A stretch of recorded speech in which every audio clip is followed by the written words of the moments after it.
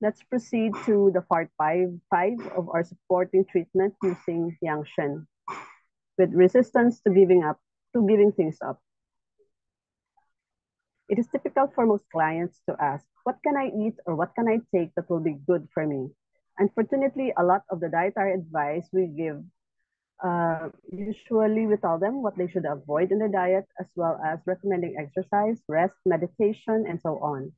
As we list the food that they should avoid, they often exclaim, but there must be something that will be good for me to eat, something that is beneficial.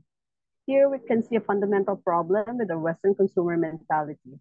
We have developed an expectation that we can purchase or consume a solution.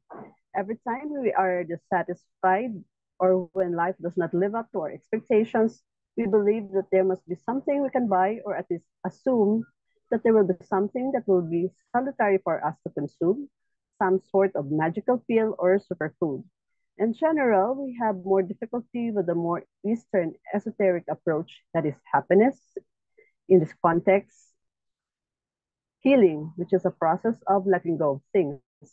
Eastern philosophies have often focused on abandoning the bonds of materialism, letting go of bad habits, and ultimately letting go of the ego. Usually, the healing process of the physical body is also about avoiding certain foods and letting go of bad habits. This is because it is these things that have given rise to the problematical condition. Simply consuming something new, something additional, does not remove the cause of the problem. In fact, it increases the risk of creating a new problem. For example, if a person has a fire condition, it will be beneficial for them not to consume things like chili, alcohol, pepper, garlic, lamb, cinnamon, chips, crisps, fried food, and so on.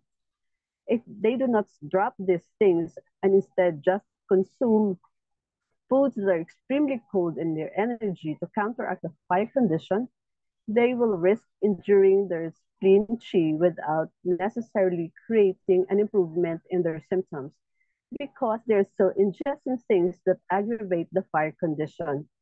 This is similar to people who believe that by eating some organic carrots, they can continue to eat chips, cakes, cream puddings, and chocolate and drink copious amounts of red wine. The organic carrots may well be packed with vitamins and minerals, but they do not counterbalance the other things being consumed.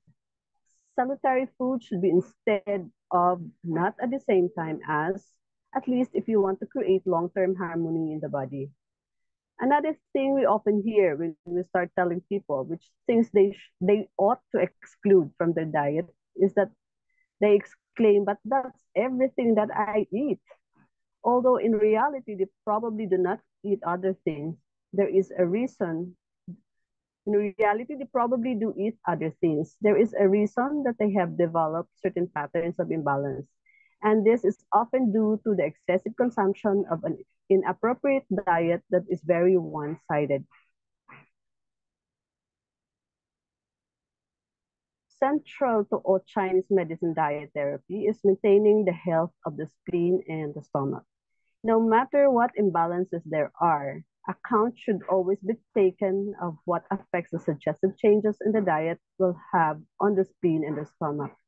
This is because the stomach receives all the food that is ingested through the mouth, and the spleen yang qi that must transform the food into good qi and extract the essence out of it.